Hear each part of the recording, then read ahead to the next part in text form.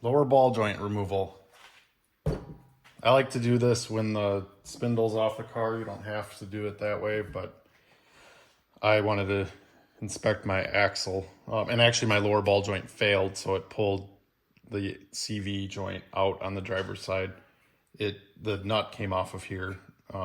Someone probably didn't tighten the nut when the vehicle was under load, so the nut's been gone. I started by tapping these threads because they were damaged. These threads are M12 by 1.25. First, so I mean, you can do it on the car. Otherwise, you've got to disconnect everything: ABS, tie rod, lower strut bolts, brake caliper, axle nuts, 32 millimeters.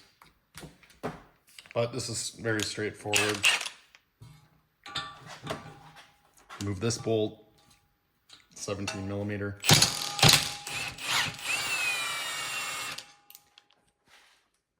This one was replaced not too long ago, so sometimes they just work out. Otherwise, use this tool. I think I got this on Amazon, Astro 78620. You want to thread that nut or that threaded column, whatever, spacer, onto the lower ball joint by rotating this.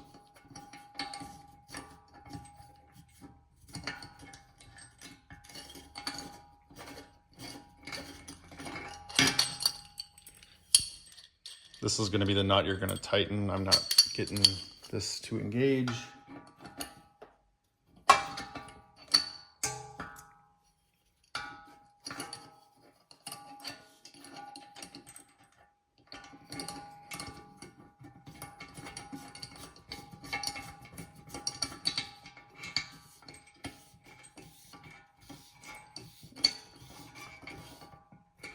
All right, it's engaged now.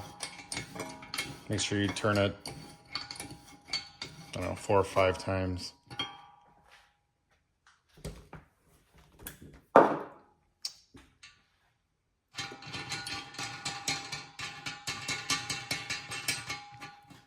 Tighten that down.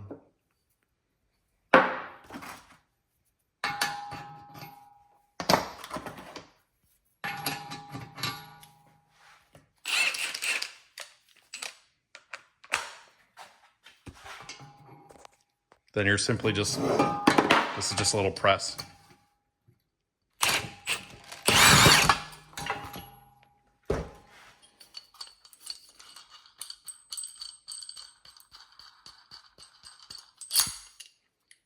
These lower ball joints are only 30 bucks or so.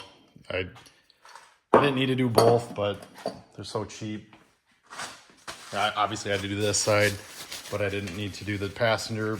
But it was sloppy. I'm sure this one's very sloppy. Actually, the passenger was more sloppy. But a brand new one, I can't move it at all.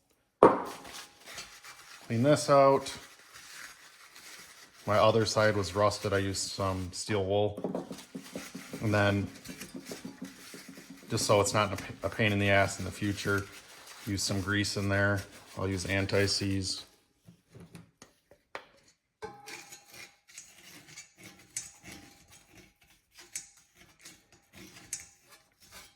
Some might be against using anti-seize, thinking it's gonna,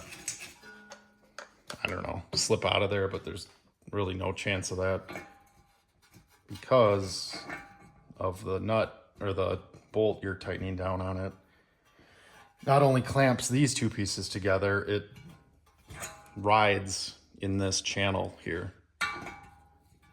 So if that's torqued down properly, the lower ball joint's not gonna come out.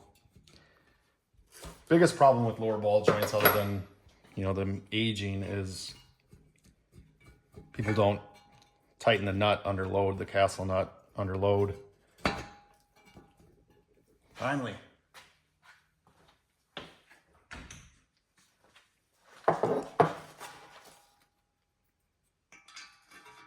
going to gently tap this in.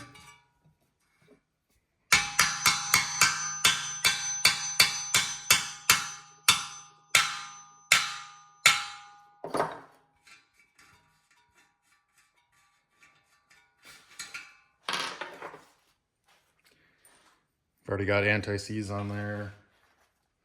This side's threaded, don't put it in that way.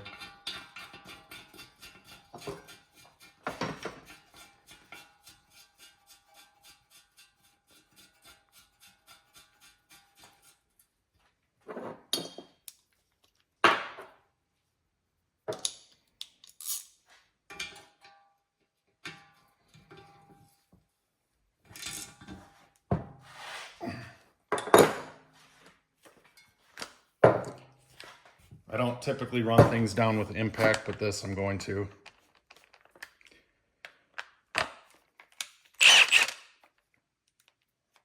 I'm limiting torque on my impact here.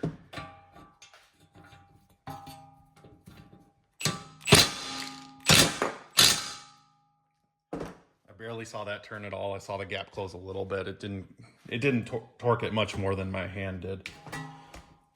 That's it. You know, again, make sure, you know, you're gonna put this on the car. If you try to torque it on the car, you're probably not gonna get to the proper torque spec. What's gonna happen is the stud's gonna start spinning instead. So load the card, put it on the ground, you know, obviously wheel on. Let's say this is the torque spec right there. Put your cotter pin in. Simple.